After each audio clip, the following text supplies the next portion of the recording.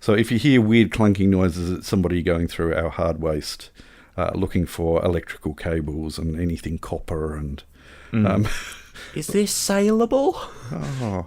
Can we sell this? Well, they take all the power cords off things just to get the copper out of that 1.5 metre length of power cord, because it's all worth something.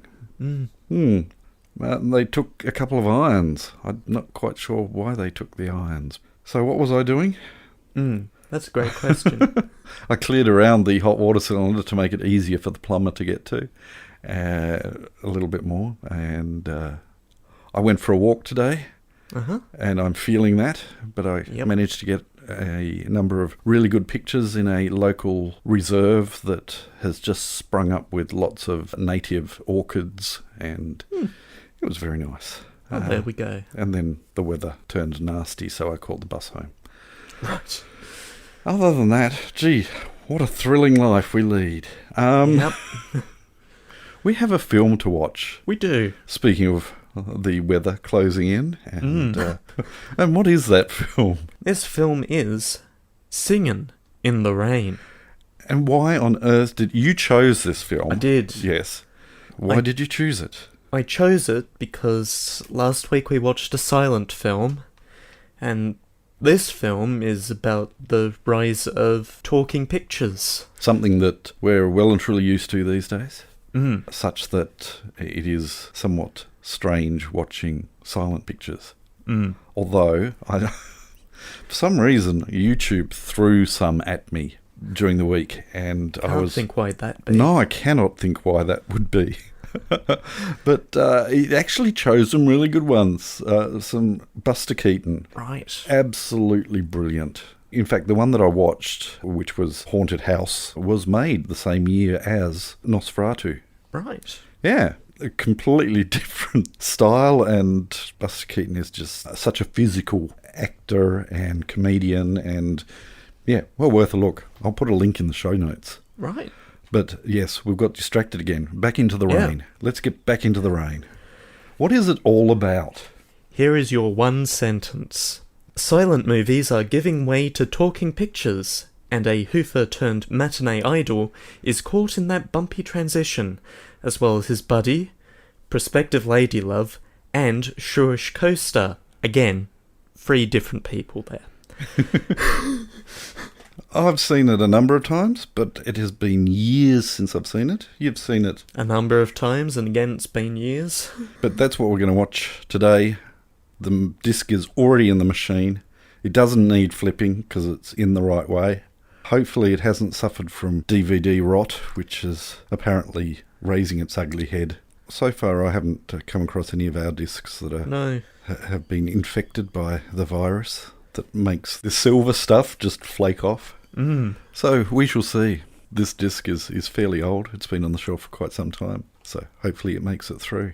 And if it does, we'll talk about it afterwards. But until then, we'll catch you next time. Goodbye? Oh, that was quick. Oh, Wow. I guess the podcast's over. We're done. Oh, no, it's the intermission. Ah. We'll see them in Act 2. Right. Yeah, there we go. On the flip side. Yeah. Good. We have to turn around the backgrounds. Yes. Yes. Let's get on with this, you mongrel.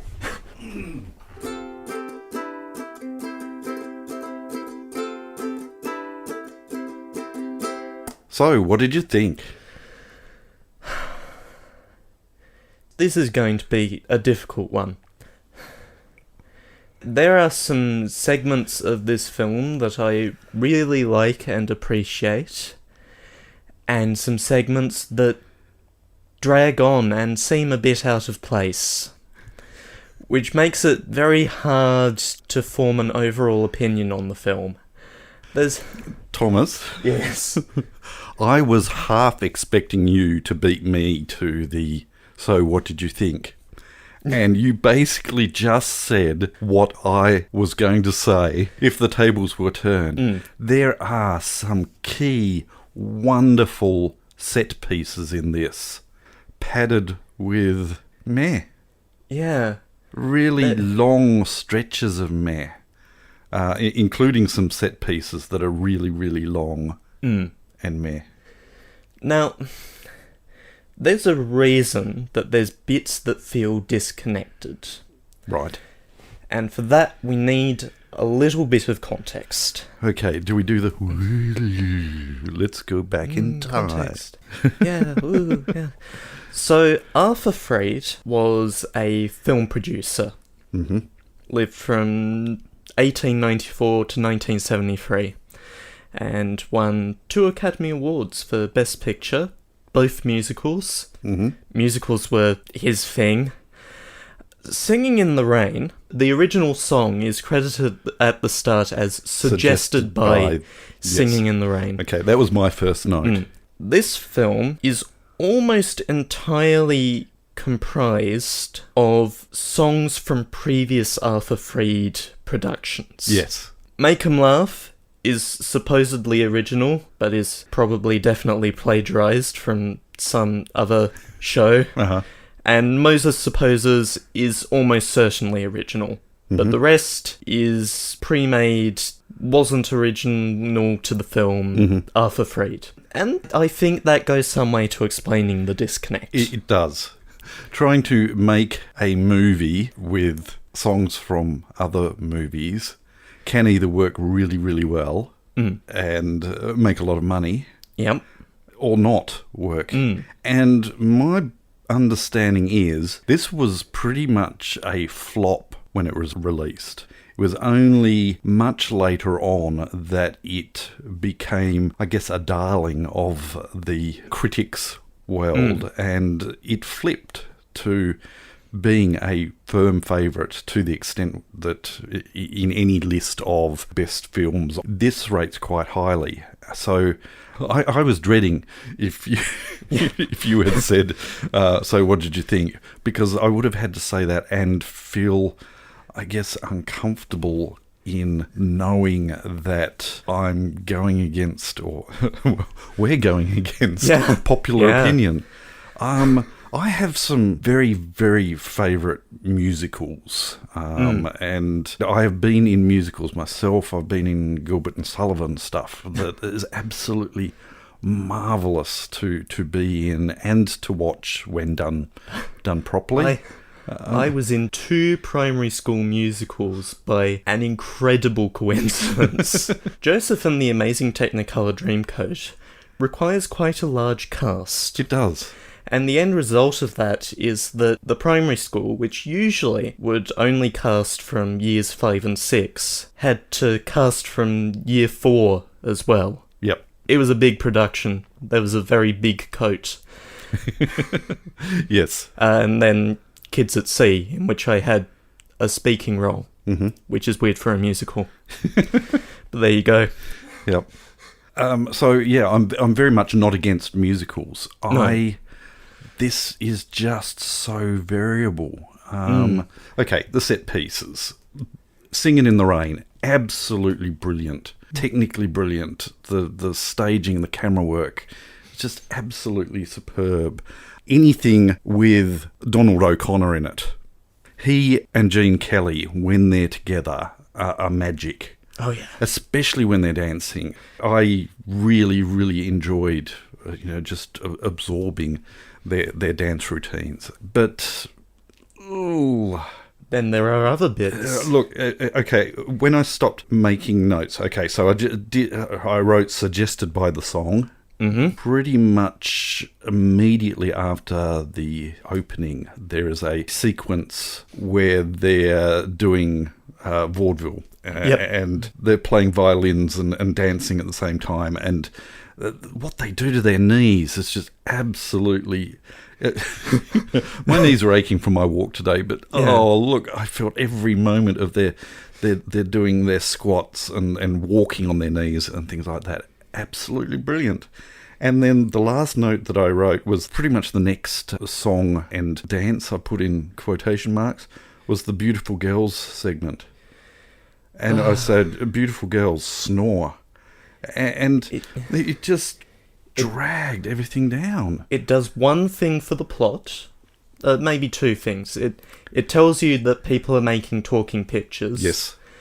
and it reintroduces Kathy to Don. Yes. And it's very, very long for just doing those two things.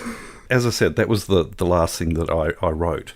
But that pales into insignificance compared to that last...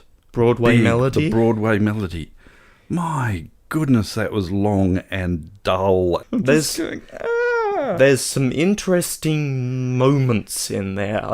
I like the coin toss motif. Yes. That's nice. The rest, not so much.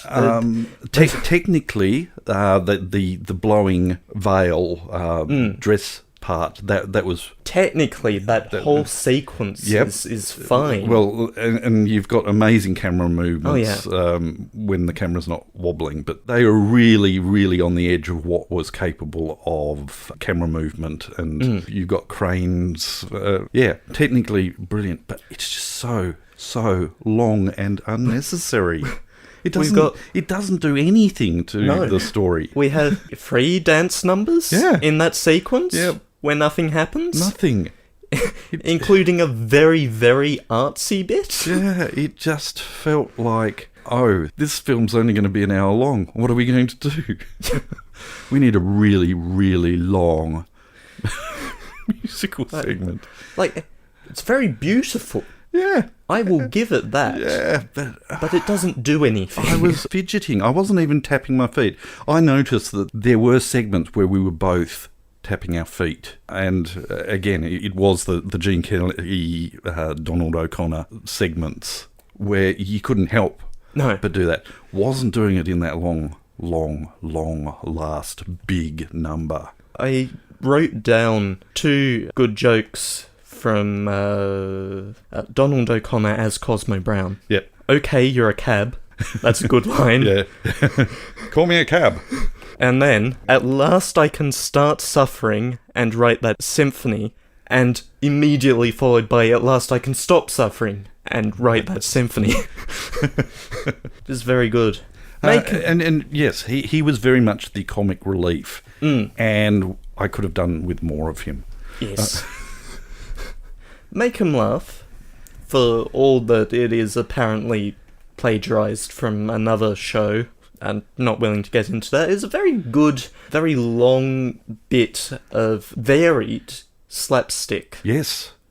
The pratfalls that he puts himself through, just absolutely amazing. The doll, the way he just completely animated that rag doll, it was just, yeah. Moses supposedly the other original song in the show, goes a bit long for my liking. Yep. And is almost, but not quite, saved by the punchline of holding up that Val A poster and saying, "Hey!"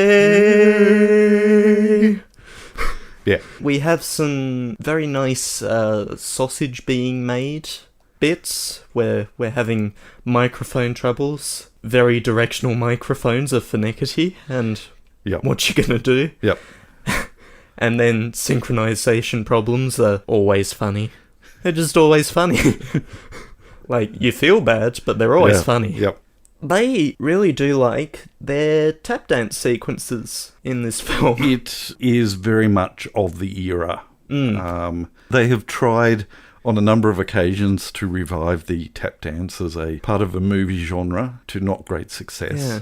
But when done properly, it's phenomenal. They're all very good tap dancers, there's just a lot of them. Yes. And I need a little more variety, I think, than that. Here comes a wild tangent. Yes. Singing in the Rain brings up memories of a VHS that my grandparents had, an ABC for Kids video hits VHS, which has a very funny take on Singing in the Rain. Musically, a fairly straight take, but visually it's a good one. I'll send you the link. Oh, there is a YouTube. Yes. Cool. All right then. It's a few decades old now, and that's VHS for you. That is. I'll send a link to you and we can put that in the show notes. We shall put that in the show notes. And there's a bunch of memories from that VHS too that come to mind. You got Newspaper Mama, Eating on a Plane, Down on the Corner, done by dogs. Yes. Yes, it's just a very solid half hour of enjoyable content. Yep. And You're nostalgic. I am very pleased whenever something brings that back to my mind. Yep. Yes. Cool. There's a theme in this film that's sort of relevant to film history, and that's overdubbing actors with other actors, particularly when they can't sing. Mm-hmm. First of all, hire actors that can sing and act, please. And then you go into animation and the history of animation, and it's full of acting and singing duos. Yep. And it's a thing. And it continues to be a thing. There is certainly, in my recent memory, movies where actors have been redubbed with another actor's voice. The one that springs to mind that is a little old, 1983 Krull. The female actor in that, all of her dialogue was dubbed over by another actress, if I remember rightly. Now I'm going to... The first 10 to 15 Bond movies, if you had even a vaguely exotic Bond girl, chances are overdubbed by someone else entirely. Yep. And that's not singing even, that's just normal overdubbing. Okay, here we are from Wikipedia. Lisette Anthony as Princess Lisa. Mm-hmm. So the main female character. Her voice was redubbed by American actress, because I think she had an English accent. Her voice was redubbed by American actress Lindsay Krause, as the producers wanted the princess to have a more mature-sounding voice. Woof. Yeah. Yeah. Big harsh, woof. I brought up Joseph and the Amazing Technicolor Dreamcoat earlier, and the reason the cast was so big was because almost all of the roles there had a singing double on like a bandstand off to the side. Yep. So the singing was voiced by someone else. Is that... I can't remember exactly what happened, because I feel like the people on the stage might have also been singing. Right. Yeah. We'll have to get the DVD. The definitely legitimate DVD.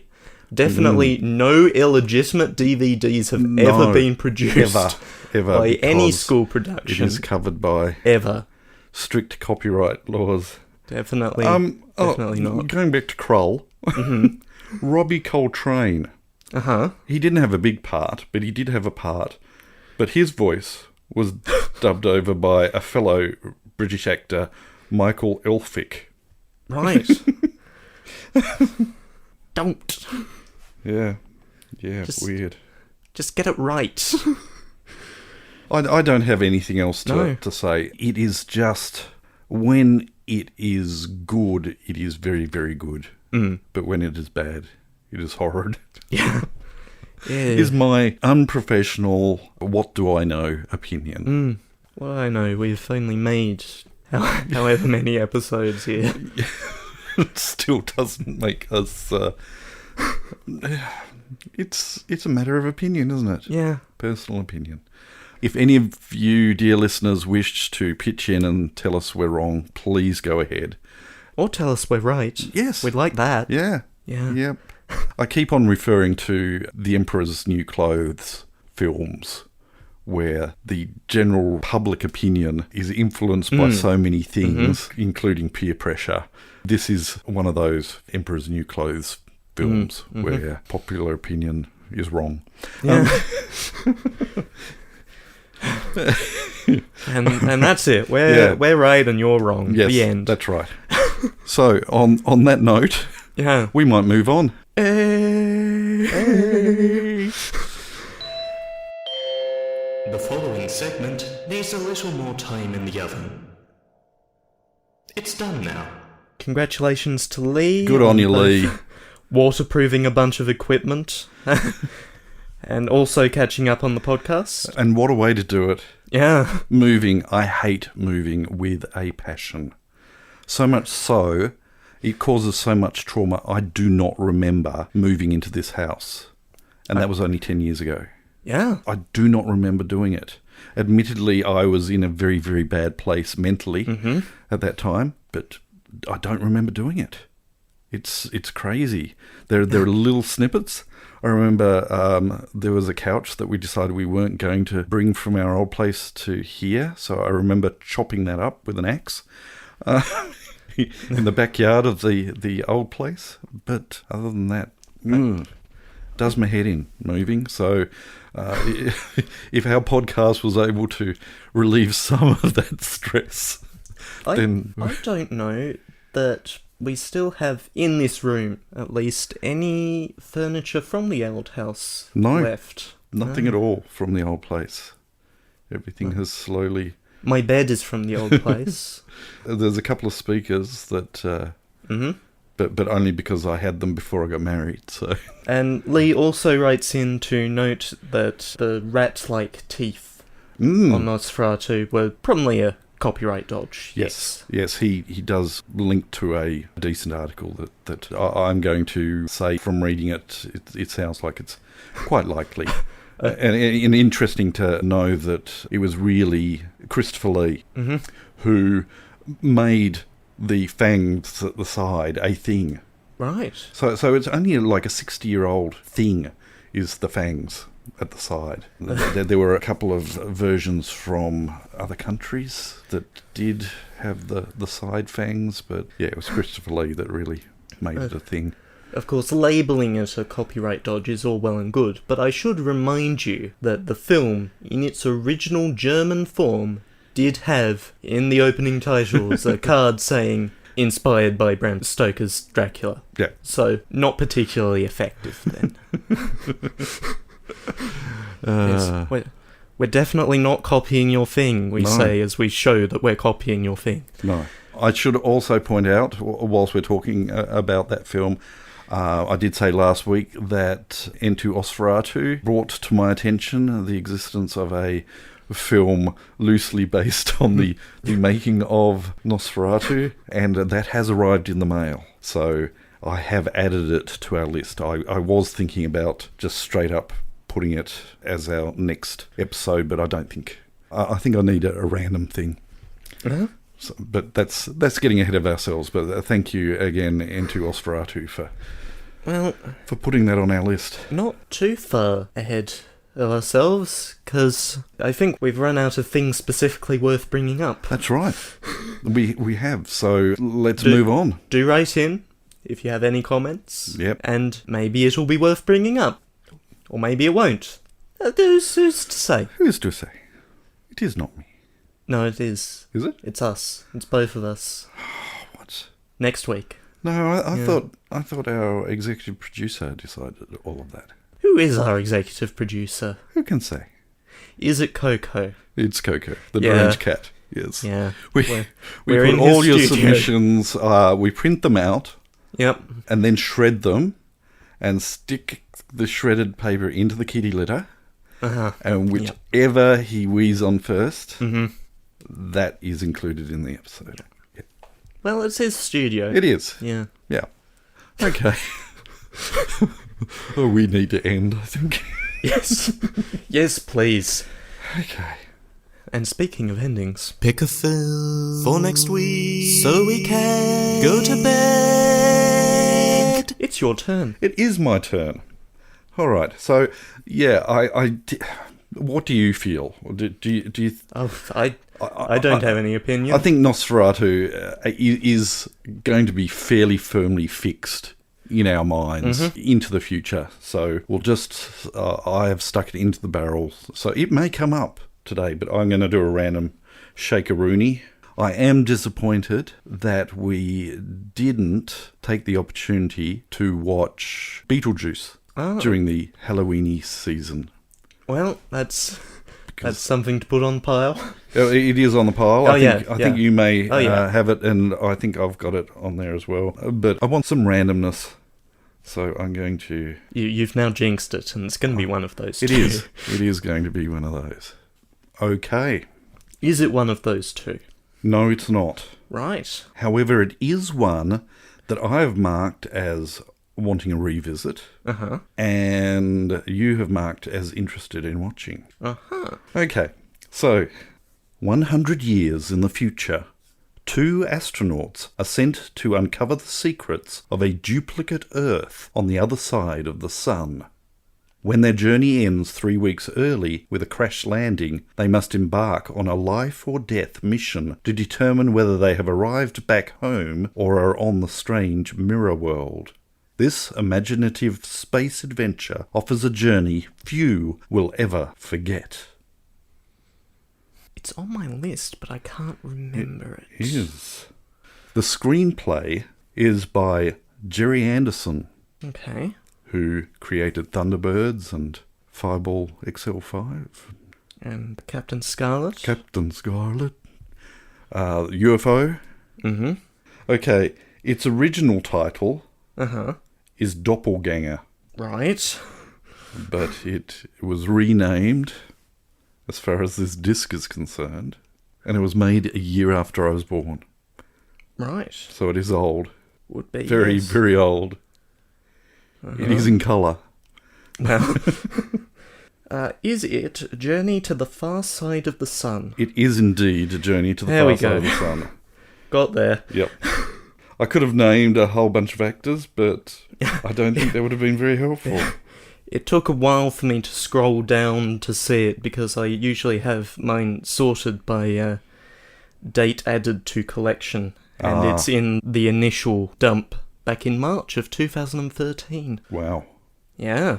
Okay, so A Journey to the Far Side of the Sun, screenplay by Jerry Anderson, not directed by him, but I believe that his team did a lot of the effects in it, Right. from recollection. And you've already read the description. I have. Yes. So, we're going to wrap up. Yeah. We hope that you can join us. I don't think A Journey to the Far Side of the Sun is streaming on anything. I could be wrong. Thomas is going to just double check. We've got it on a British disc. Yes, it was an obscure... I watched it when I was really, really young at a friend's place just down the road. And it stuck... There were certain bits of it that stuck with me. I was probably only 10 or 11, maybe? And then stumbled upon the name of it because I didn't even know the name of it and had to get a copy. It is obscure enough that nothing even comes up as a search result if I stick it into Just Doppelganger Watch. doesn't work? Any accents on that? Yes, over the A, there's an umlaut. Not from 93, not from 2003, not from 2012. No. No. 1969. Nope. Nope. Sorry, people. You can't watch it. We're going to talk about a film that is obscure enough that you can't watch it. Yep. Unless you have your own British copy of it as well. However, it may well be something that you all watched as 9 or 10 or 11-year-old kids growing up. So you may have some input into this. We'll find out. We should wrap up. We were told to wrap up before 9:30. Oh, okay. We're wrapping up. I hope you can join us. And until next week, we'll catch you next time. Bye. You have been listening to Cellulose Free. Your hosts were Colin, who produces and edits the show, and Thomas, who makes the artwork and music. Cellulose Free is recorded in the Deranged Cat Studios in scenic Tasmania, Australia. We keep track of our extensive physical media collection through My Movies, which we highly recommend. You can find links to that, as well as other places you can find us, in the show notes. Cellulose Free is a Hi Hello production.